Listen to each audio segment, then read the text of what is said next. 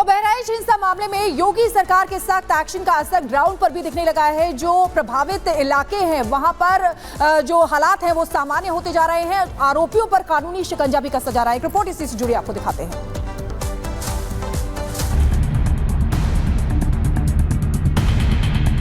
हिंसा की आग में झुलसने के बाद बहराइच में शांति लौट आई है, लेकिन दंगाइयों के खिलाफ कार्रवाई जारी है। हिंसा की तस्वीरों के आधार पर बवाल करने वालों की पहचान की जा रही है। ग्राउंड पर उतरे यूपी सरकार के सीनियर अफसर खुद हालात की मॉनिटरिंग कर रहे हैं। हिंसा प्रभावित इलाकों में शांति स्थापित करने में प्रशासन सफल रहा है। आम लोग भी अपने रोजमर्रा के कामकाज कर रहे हैं। देर शाम भी बाजार खुल रहे हैं। हालांकि किसी भी तरह की संदिग्ध हलचल रोकने के लिए फोर्स की भी तैनाती है। भारी फोर्स यहाँ पर आई हुई है और ऐसे ही लगातार इन रास्तों पर फोर्स अलग अलग एरिया में, अलग अलग बाजार में आई हुई है और लगातार निरीक्षण कर रही है, पेट्रोलिंग कर रही है ताकि किसी तरह की कोई दिक्कत ना हो। तनाव चूँकि थोड़ा सा सामान्य है, पुलिस फोर्स बहुत ज़्यादा है बहराइच में, जिसकी वजह से जो आक्रोशित जो भीड़ थी वह नहीं दिखाई दी है, उसको कंट्रोल कर दिया गया है पूरी तरह से। दुर्गा प्रतिमा विसर्जन के दौरान बहराइच की फिजा खराब करने वालों पर यूपी सरकार कड़ी कार्रवाई की तैयारी कर रही है। योगी सरकार के सख्त रुख के बाद बहराइच के हिंसा प्रभावित इलाकों में शांति है। अब तक 50 से ज्यादा दंगाइयों को जेल भेजा गया है। वीडियो फुटेज से आरोपियों की पहचान की जा रही है। 2 शिफ्टों में 24 घंटे निगरानी कर रहे हैं सीनियर अफसर। हिंसा प्रभावित इलाकों को 9 सेक्टर्स में बांटकर पुलिस की तैनाती की गई है। निगरानी और मदद के लिए प्रशासन एक कंट्रोल रूम भी बनाया है। हिंसा प्रभावित लोगों की मदद के लिए सर्वे कराया जा रहा है। सोशल मीडिया के जरिए भी अराजक तत्वों पर नजर रखी जा रही है। कड़ी कार्रवाई के लिए आरोपियों की क्राइम कुंडली खंगाली जा रही है। दावा किया जा रहा है कि हिंसा भड़काने वालों के खिलाफ बुलडोजर एक्शन भी हो सकता है। हालांकि इसके लिए पहले प्रशासन तमाम अवैध निर्माण को चिन्हित करेगा। चप्पे चप्पे में पुलिस की नज़र है, उनको ट्रेस किया जा रहा है, उनको ढूंढा भी जा रहा है और आश्वासन भी दिया गया है कि जल्द ही ऐसे लोगों को, यानी कि जो अपराधी हैं, उनको पकड़ा जाएगा और जो उनको सज़ा जो परिवार कह रहा है उसके ही अनुरूप कहीं न कहीं कानून के दायरे में लाकर पुलिस उनको सज़ा देगी। पुलिस ने इस मामले में 2 और केस भी दर्ज कर लिए हैं। मृतक युवक राम गोपाल मिश्रा के भाई की तहरीर पर सरफराज और रिंकू समेत कई आरोपियों के खिलाफ केस दर्ज किया गया है। दूसरी तरफ जिन लोगों के मकान जलाए गए हैं उनकी तरफ से भी मामला दर्ज कर लिया गया है। तो वहीं इस हिंसा में मारे गए युवक राम गोपाल मिश्रा के परिवार के घावों पर सरकार मरहम लगाने की कोशिश कर रही है। लखनऊ में पीड़ित परिवार ने मुख्यमंत्री योगी आदित्यनाथ से मुलाकात की। यूपी सरकार की तरफ से पीड़ित परिवार को 10 लाख की मदद दी गई है।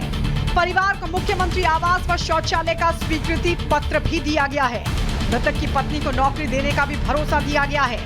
अफवाहों को रोकने के लिए बहराइच जिले के कुछ इलाकों में इंटरनेट सेवाएं बंद हैं। हिंसा की चिंगारी फिर किसी भी तरह से ना भड़क पाए, इसके लिए सरकार और प्रशासन पूरी तरह से चौकस है, जिसका असर ग्राउंड पर दिख रहा है। दंगे की साजिश रचने वाले आरोपियों की धरपकड़ लगातार जारी है। Bureau report, Republic Bharat. और बहराइच में राम गोपाल मिश्रा, जिसकी निर्ममता से हत्या की गई है, उसकी रिपोर्ट सामने आई है पोस्टमार्टम की और उसमें दिल दहला देने वाले खुलासे हुए हैं। क्या खुलासे हुए ये आपको बता दें। परिवार के लोग भी लगातार कह रहे हैं कि कितनी बर्बरता से उसकी हत्या की गई है। उसके शरीर पर चोट के निशान है, गहरे घाव के निशान है। डॉक्टर्स ये बात कह रहे हैं और उन निशानों को देखकर डॉक्टर्स भी सन्न रह गए हैं।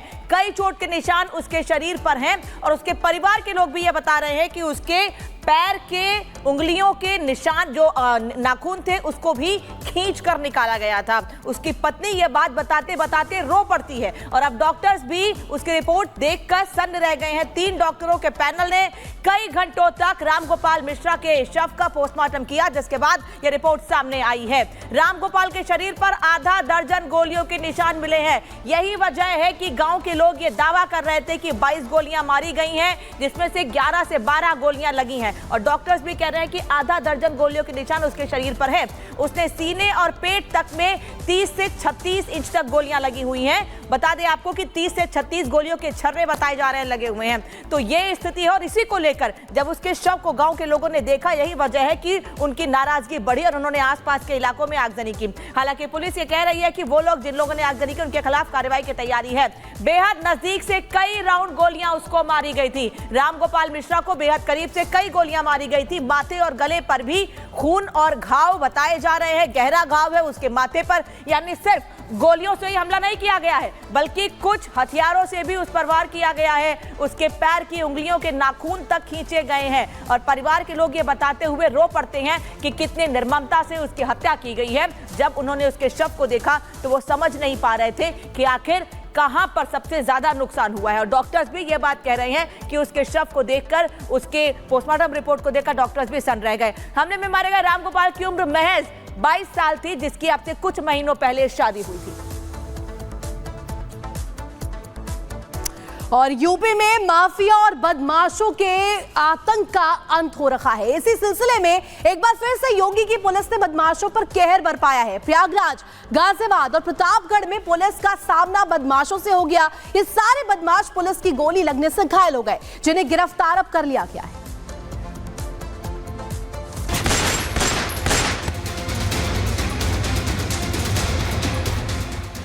ये 3 तस्वीरें बता रही हैं कि यूपी में बदमाशों के खिलाफ योगी की पुलिस का ताबड़तोड़ एक्शन जारी है। जिस भी बदमाश ने यूपी में माहौल खराब करने की कोशिश की है, उनकी हालत इन तस्वीरों से बयां हो रही है।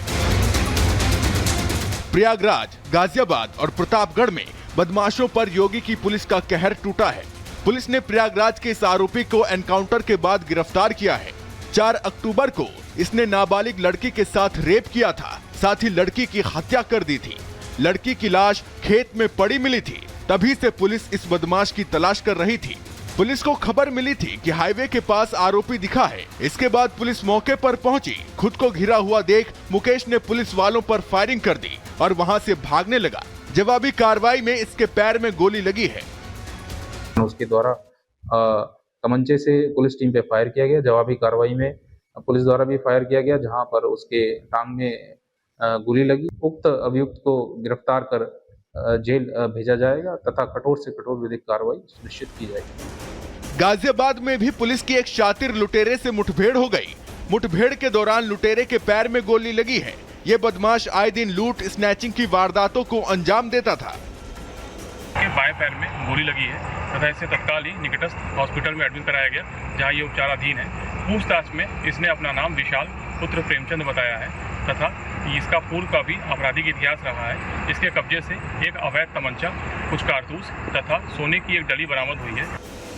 वहीं प्रतापगढ़ में पुलिस ने मुठभेड़ में राजनीति, कला, संस्कृति का संगम, किसमें कितना है दम। उन्होंने राष्ट्र को भी कह दिया कि तुम जाओ। राष्ट्र प्रथम न होने का भी कोई विकल्प है। सबसे आगे होंगे हिंदुस्तान। राष्ट्र सर्वोपरि सम्मेलन 18 अक्टूबर सिर्फ रिपब्लिक भारत पर।